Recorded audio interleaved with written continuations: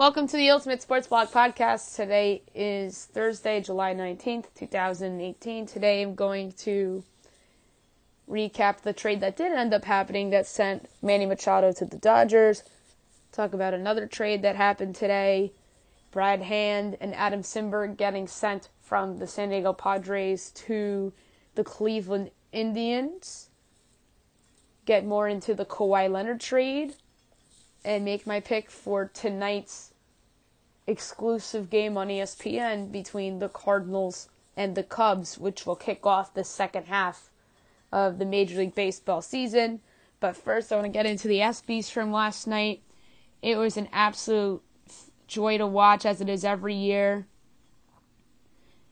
The Arthur Ashe Courage Award was my favorite part of the night, which closed out the show.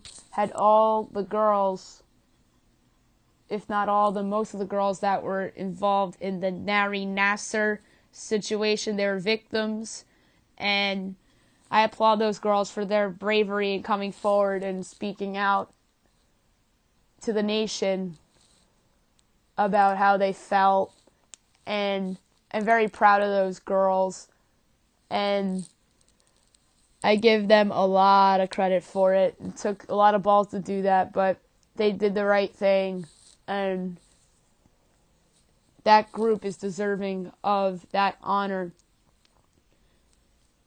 And the Jimmy V Award went to Jim Kelly, who is battling cancer, and his speech was very inspirational as well. And then the other awards, Best Male Athlete went to Alexander Ovechkin.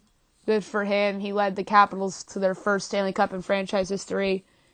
The other nominees were James Harden, who led the Houston Rockets to the best record in the NBA this season. Jose Altuve, who led the Astros to their first World Series in franchise history, as well as winning the AL MVP award.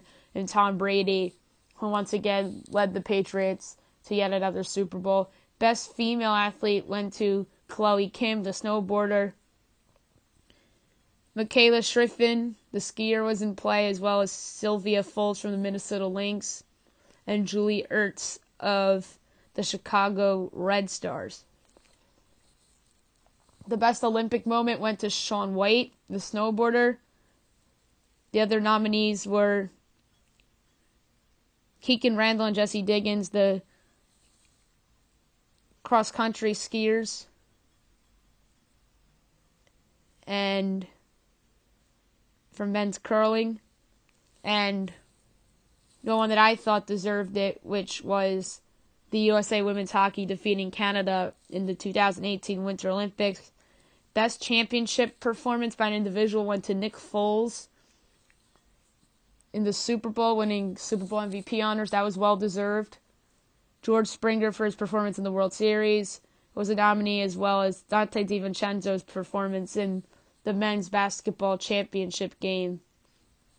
The winner of Best Breakthrough Athlete was a surprise to me. It was Donovan Mitchell of the Utah Jazz. Slane Stevens, the tennis player, was a nominee, as well as Ben Simmons from the Philadelphia 76ers and Alvin Kamara of the New Orleans Saints. Best game went to the USA women's hockey, who defeated Canada in the 2018 Winter Olympics. That's well deserved. That was an absolute great game. The other nominees were the Rose Bowl in Georgia defeated Oklahoma, and the Astros defeating the Dodgers in Game 5 of the World Series. That was a fun game as well. Best moment went to the Minnesota Vikings defeating the New Orleans Saints in the NFC division round when Stephon Diggs caught the 66-yard touchdown pass from Case Keenum. That was well deserved. Although you can make a case that Notre Dame defeating Mississippi State at the buzzer to win the NCAA Women's Basketball Championship was deserving as well. And the 16-1 was in play for that, the UMBC over Virginia. And the Vegas Golden Knights defeating the Winnipeg Jets to advance to the Stanley Cup Finals in their inaugural season. The winner of Best Team was the Houston Astros Best coach was a trio of men: Chris Hickson, Scott Beagle, and Aaron Feast. Best college athlete was Baker Mayfield. Best play was Enrique Agubale's buzzer beater to knock off Mississippi State to win the championship for Notre Dame. Best record-breaking performance was Roger Federer in tennis. Best international men's soccer player was Cristiano Ronaldo. Best international women's soccer player was Sam Kerr. Best NFL player, Tom Brady. Best MLB player, Mike Trout. Best NHL player, Alex Ovechkin. Best driver, Martin Truex Jr. Best NBA player, LeBron James. Best NBA player, Maya Moore. Or WNBA, I should say. Best fighter, Terrence Crawford. Best male golfer, Jordan Spieth. Best female golfer, Sung Hyun Park. Best male Olympian, Shaun White. Best female Olympian, Chloe Kim. Best male tennis player, Roger Federer.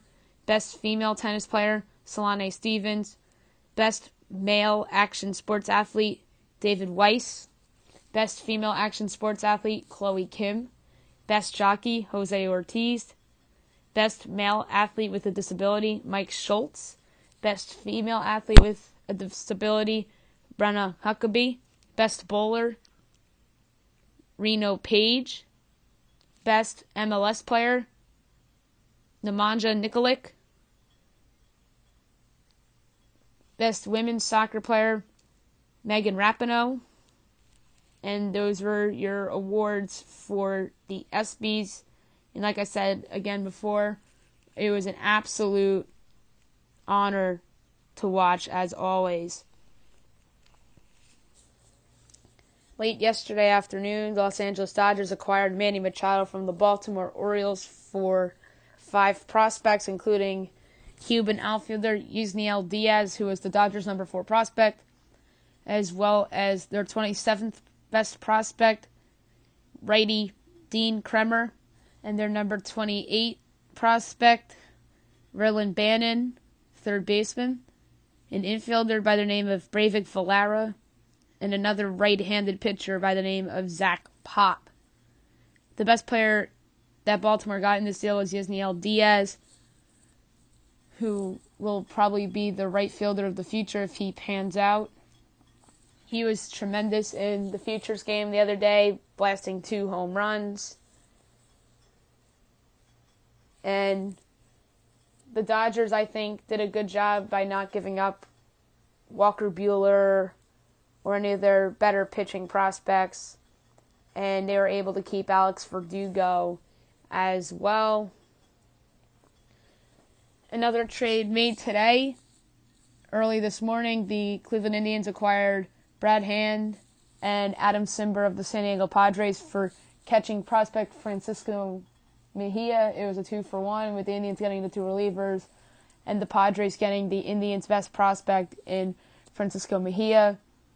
The Indians, to me, are now the 3rd best team in the American League, roster-wise, behind the Yankees and the Astros with this move.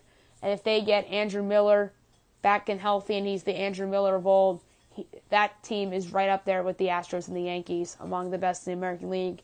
I do think the Red Sox, despite having the best record in the game, are a great team. I just don't think their rosters are as good as New York's or Houston's and now even Cleveland's, because I don't trust their bullpen outside of Craig Kimbrell, and I don't really love the rotation outside of Chris Sale. And Chris Sale's somebody that tends to regress as the year goes on, as he's shown the first 7 years of his career. So we'll see what moves the Yankees, Red Sox, and Astros have to make. The Astros, to me, need bullpen. The Red Sox, to me, needs bullpen. New York needs a starter. Won't be surprised if the Yankees try to go out and get a lefty reliever as well. I don't think they'll get a bat, because if they were going to get any bat, it would have been Machado. But I think Brian Cashman prioritizes above average and controllable starting pitching.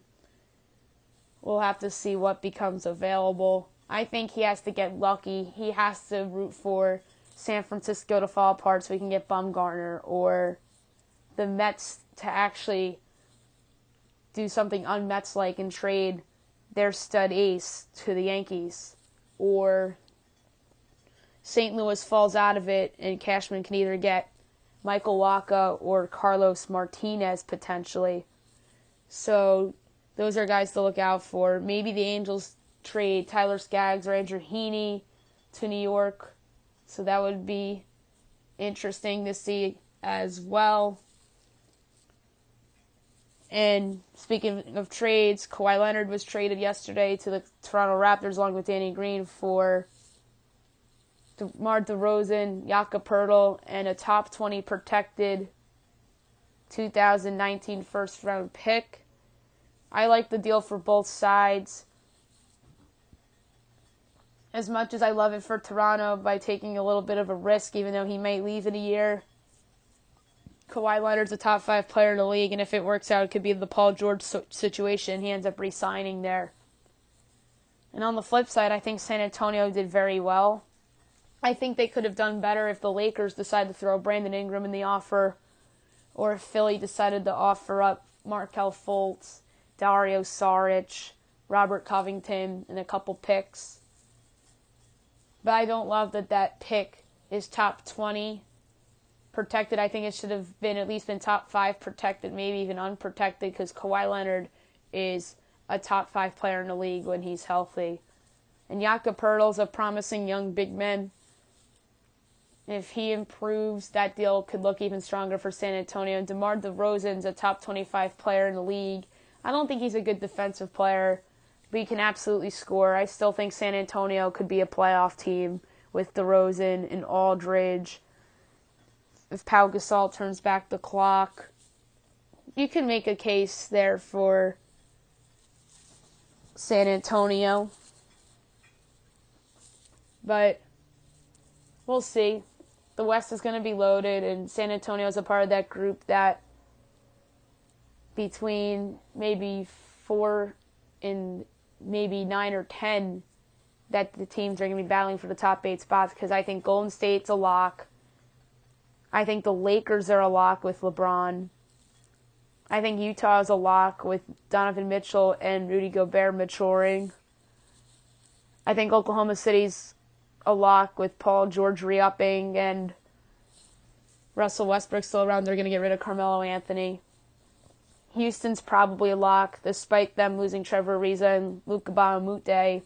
They'll be adding Carmelo Anthony probably, although I don't love Melo right now because he's somebody that hasn't been the same player in a couple of years. So we'll see how that works out, but I still think Houston's a lot because of the presence of James Harden and Chris Paul. And Mike D'Antoni's done a great job with Houston, so I can't really doubt him. And San Antonio would probably fall like in that 6th spot, maybe 7, because I still like Minnesota, assuming that they don't trade Jimmy Butler. Denver's going to be better. Portland will still be good. I do not think the Pelicans are going to be as good as they were last year with them losing Rajon Rondo and DeMarcus Cousins, although they were better without Cousins, ironically enough. But I think they'll miss Rajon Rondo, and the Lakers will be gaining the veteran experience with Rondo. So that's that. And we'll get more into NBA talk on future podcasts. Eventually, I'm going to do NBA Power Rankings maybe tomorrow, if I have time to do it at the end of the podcast. The Major League Baseball season resumes tonight at 7 o'clock on ESPN between the Cardinals and the Cubs from Wrigley Field. Matt Vasgersian, Jessica Mendoza, Alex Rodriguez, and Buster Olney on the call. Carlos Martinez against Kyle Hendricks. I think this is going to be a low-scoring game.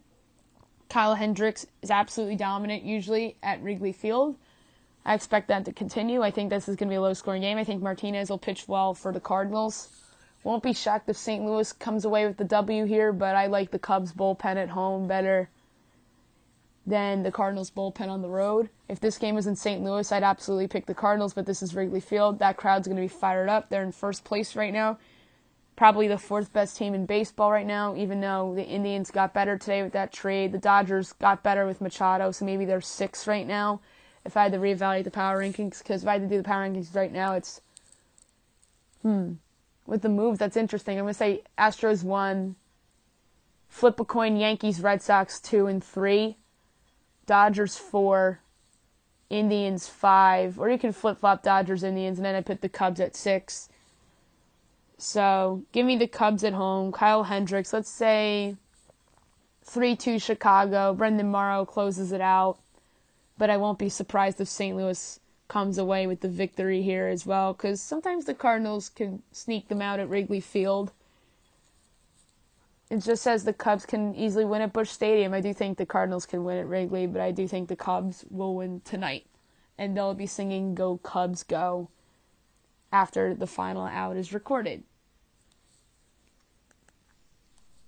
I'm going to close the podcast by doing my 2010 NHL ReDraft.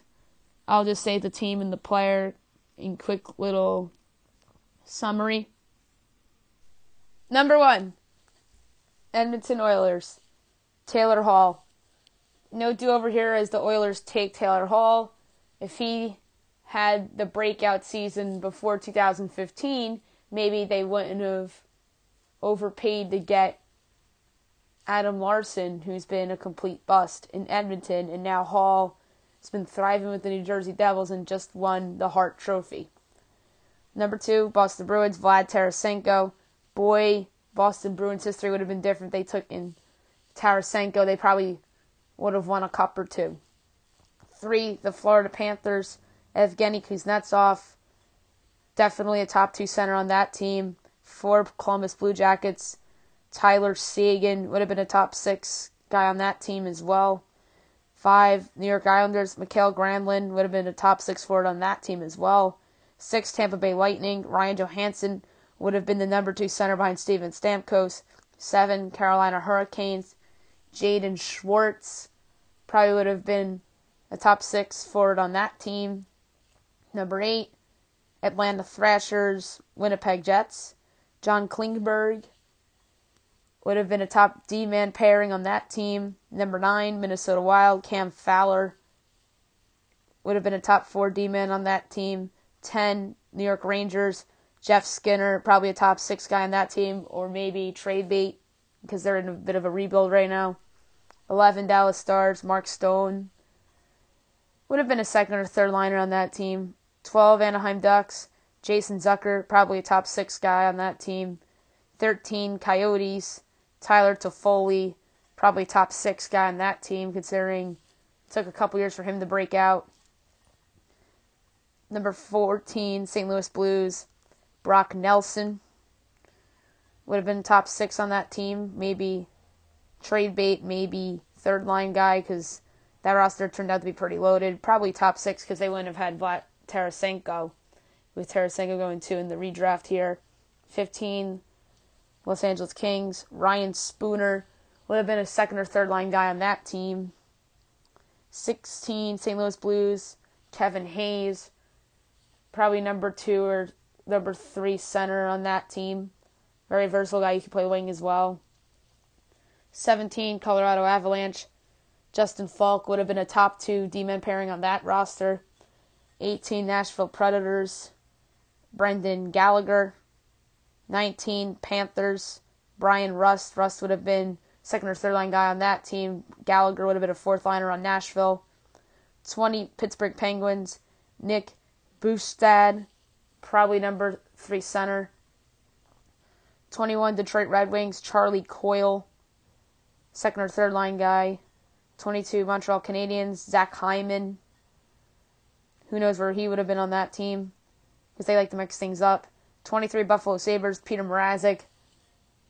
Could have possibly been the goalie they've been looking for the last couple years. 24, Chicago Blackhawks, Nino Niederreiter would have been a bottom 6 forward for them, because he would have been on those Stanley Cup teams, well, at least the last 2. 25, Florida Panthers, Brett Connolly would have been a bottom 6 guy for them. 26, Washington Capitals, Austin Watson would have been a 4th line guy for them.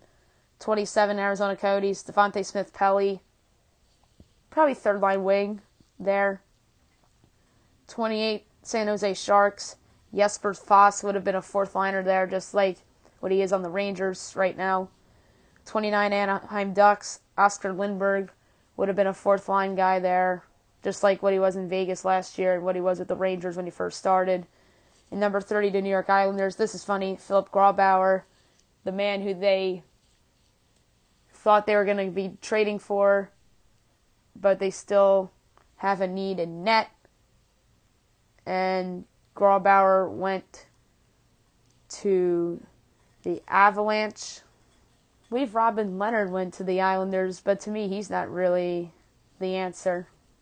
That's it for the redraft. That's it for today's podcast. I'll be back tomorrow recapping Cardinals Cubs, looking ahead to tomorrow's slate of games, and going over any other news that breaks in the world of sports. I hope you guys have a great day, everybody.